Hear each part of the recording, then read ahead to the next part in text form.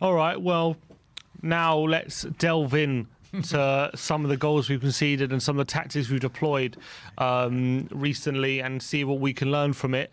We've got 5 sections to go through. What are the 5 sections we're going to be talking about? We're going to look at the midfield. We're going to look at playing out from the back. We're going to look at 2v1 situations. We're going to look at a lack of marking and ball watching, which a lot of people have been pointing out, making squiggly diagrams on Twitter, and they're not wrong, to be fair. And we're also going to discuss something called Zone 14. And, and that's not an underground line, as you said. I was like, we're looking at tube stations, apparently. It's not a tube station. It's football related. All right, I'm looking forward to this. Let's get stuck in. So let's go to section 1. We'll look at the midfield. Okay, so what about the midfield did you want to discuss? Well, there's a lot of fans talking about the formation, 3-4-3, that it needs to change. If people go back to, beg your pardon, the tactic shows we've been doing the past 3-4 weeks, a number of times I've said, Sim, I don't like 3 up top. I call into your show in the mornings and I say, Sim, I don't like 3 up top. I call up the fan shows after a match, Sim, I don't like 3 up. I just don't believe we've got the players to get the ball to the front 3. Okay. Now, what's happening is, and this further emphasises the point, because now we've got a series of games that we can go back in time.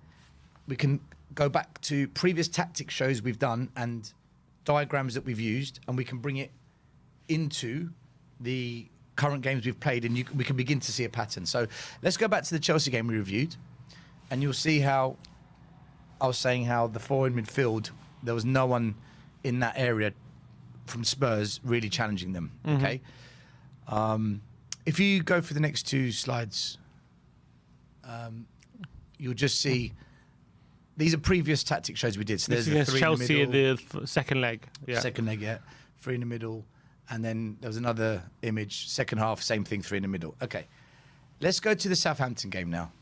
So bear in mind, we discussed those 3 in the middle for Chelsea, how we weren't dealing with them and how they were staying disciplined. This is a goal kick to Spurs. Yeah, you can see a lot of the defenders around the goalkeeper. Yeah, right. Most games are 1 in midfield. I've kind of zoned out the midfield area with 2 red lines.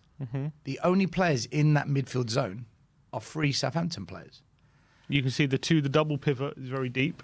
I can see that Højbjerg and I think, who's it? Højbjerg and Winks started that game, didn't they, in centre mid? And so you got 3 defenders in and around the penalty area, and then you got 2 defensive mids on the edge of the penalty area. So if we do get the ball out wide or through the press, there is no midfield there for us to play with. And the three players of Southampton in that midfield right now are dominating that space. So I'm not worried about the fact that they're not being marked, because we're in possession. We shouldn't be marking. It's for them to mark us. But it's the fact that they're occupying the space, ready for a transition if they win the ball. Remember I was talking about transitions. It's just disciplined play. And you worried about the gap between our midfield and the front 3, because if you put that picture back up quickly. That picture was our front 3 on the halfway line, and that's a big gap between where our midfield are. Midfield on the edge of our box and the front 3 is in the halfway line. There's no players in between. And this is my point. We need to go through that midfield area to get the ball to the front 3. And this is why I say I don't like 3-4-3. I want us to play with 4 in the middle, because it gives us more option, and those 3 of Southampton, should they get on the ball, we will have 4 versus 3. We create the overload. I just feel teams are they're dominating possession because we're allowing them to dominate the midfield. And it's something like Bruno Lage. I don't know if you heard what he had to say. I heard, after the game. He said he says he knows Tottenham like to play a 2 in the midfield, and that's why he put an extra midfield in there. He put that young 19-year-old Luke Cundle in the centre of midfield, and even though he doesn't usually start, and they were able to dominate, especially in the early parts of the game anyway, they were able to dominate in the centre. I mean, we could counter them playing 3-4-3. We can, but you need 2 excellent centre mids. We're talking the kind of centre mids that the levels of Gerrard, Lampard, Kante, someone who can cover a lot of ground. Excellent football players, legends of the game. We don't have anyone who's a legend in that midfield at all. Bentancur looks like if we were to get another 1 or 2 players of his caliber, we're talking serious football now. But he's the only one. So, yeah. And then if we move on to the next slide, same game. Once again, 3 in midfield. Just roaming around, ready, anticipating. And it's that constant theme. We saw it against Chelsea. We're seeing it now against Southampton. One more slide. Same match, just different situation. And there's the 3 there again. Almost identical to the goal kick situation. There's no Tottenham players around them, is there? Pretty much. It's just such a big area where they're just dominating. And this is a big problem for Spurs. So the way you get around that is what? Have dynamic, roaring fullbacks. But guess what? Our fullbacks are poor. I don't know one fullback at Spurs, either them maybe Reggie, that can take on a man. I haven't seen Emerson take on a man, skill, drop a shoulder, feint to go in, cut on the outside, or even what Bale used to do. Knock it past them and then run around them and just beat them on speed. Nothing. Doherty doesn't have the ability to take on someone. That's the truth. Doherty doesn't have the ability. Emerson just doesn't do it. Sessegnon? Look, Sessegnon had many chances to play a 1-2 or a wall pass round a player. Not once did he do it. And before he got pulled off against Wolves. The only reason I say Reggie is because when he does break into his kind of 3rd and 4th gear, he has got the pace to go past a player. And he's the only one. He's the only one. Players. Yeah, he's the only fullback I've seen at Tottenham ever since Conte's come in. Who maybe I don't think he does it to perfection, but the positions he gets himself in, the goal scoring positions, and the ability to get in positions to hurt the opposition. For example, against Brentford, he got right in behind and he squared it to Son to score. Against Southampton, he had that 1-on-1. He should have scored. Like those kind of positions he finds himself in. He's the only fullback that we have that's doing that. Who's actually getting himself in those positions. Look at the cross he put in against Southampton for Harry Kane when Harry Kane's headed the ball and it's just gone over the bar. Yeah, exactly. So that's what I'm saying. So we have does one. Have it in him. He does have it in him. So we have 1 out of 4 who are doing it. Yeah, so, and it's such a crucial position. That's nowhere near good enough, is it? Well, when you're lacking numbers in the middle, you're then looking to the wide players. And if they're lacking, then what do we have? Well, I'll tell you what we do have. A loss to Southampton and a loss to Wolves. Look, it's not just the midfield's fault because you've got to defend and you've got to take chances. And we have had chances to defend and we have had chances to score. We're not doing those either well, but we're going to get into those. But at the moment, if we look at the Wolves game now as well, tell me what you spot. Same thing. 3 in the middle. 2 Spurs players.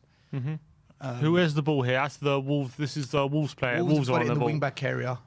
And look, they got pretty much 2 free men. Got the overload. They're creating the overload time and time again. Which was the plan. Which Lager said was the plan.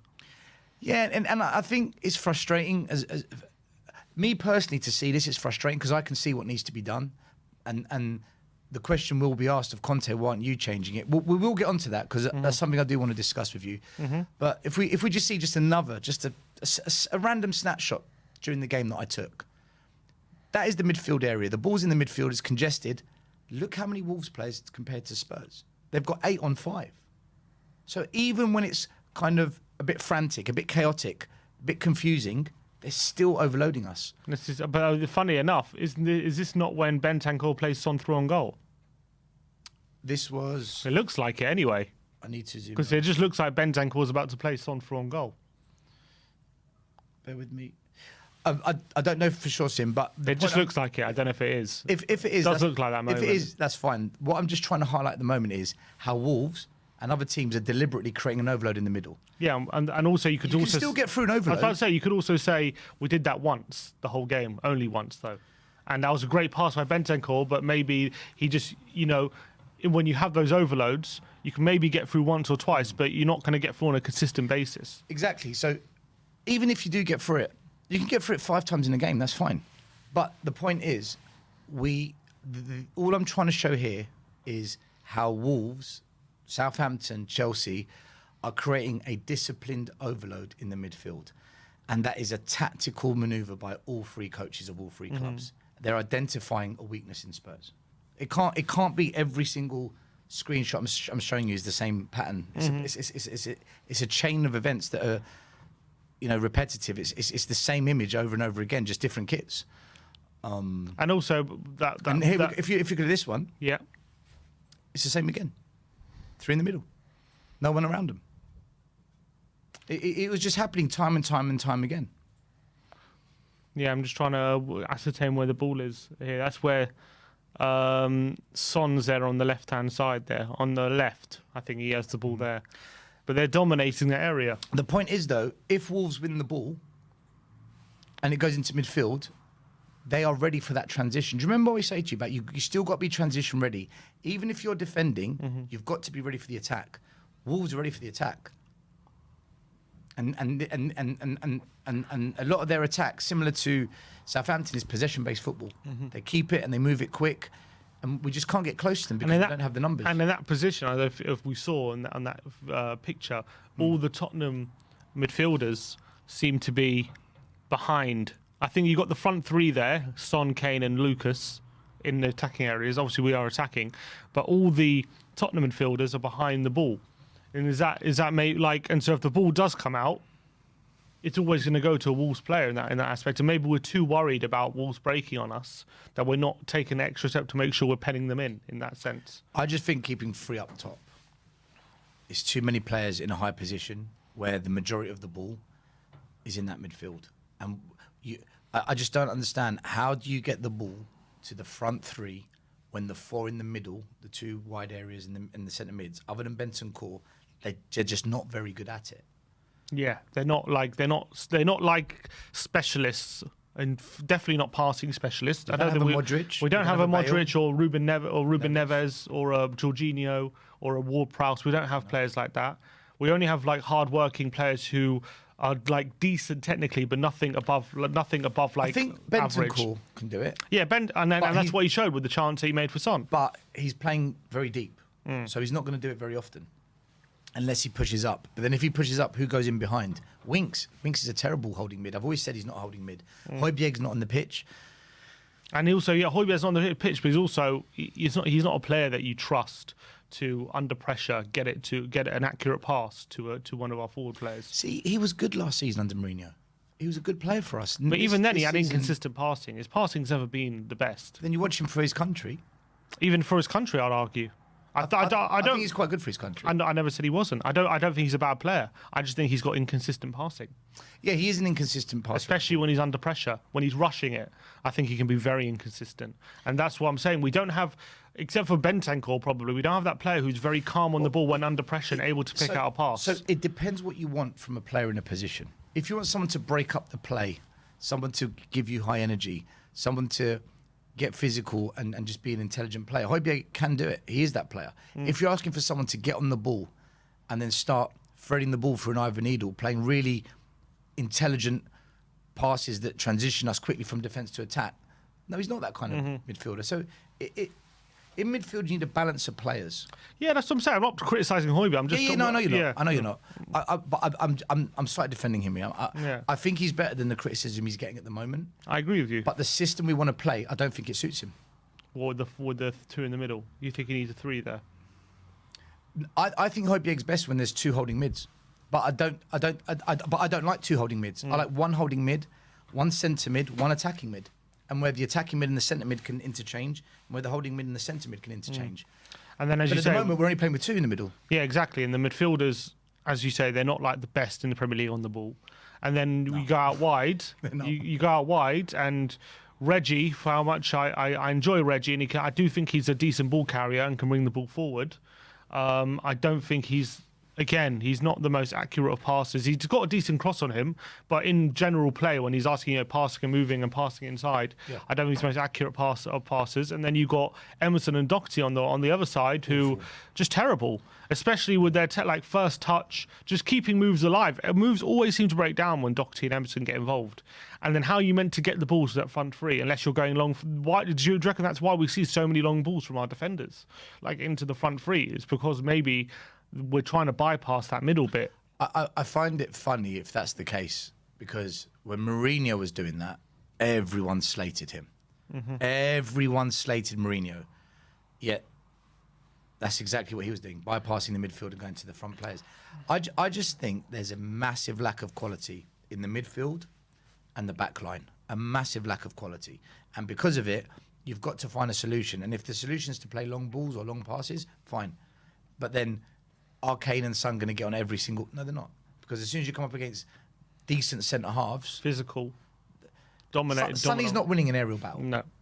Kane can, but then that's one player on his own. No, Kane can, but he's not like, say, like a Crouch or Duncan Ferguson. Or, you know, he'll win maybe 1 in 4. You know what I mean? He'll win 1 in 4. Son will win 0 ever. He won't win any. But like Kane is like, he's not like, I'm not saying he won't win any, but he's not like a dominant aerial threat. You know what I mean? So he'll win the occasional one, but he won't win it consistently, especially against really dominant good centre halves will dominate him in the air. That's reality. I think what's happening is it seems that Conte really wants to go with this 3-4-3, right?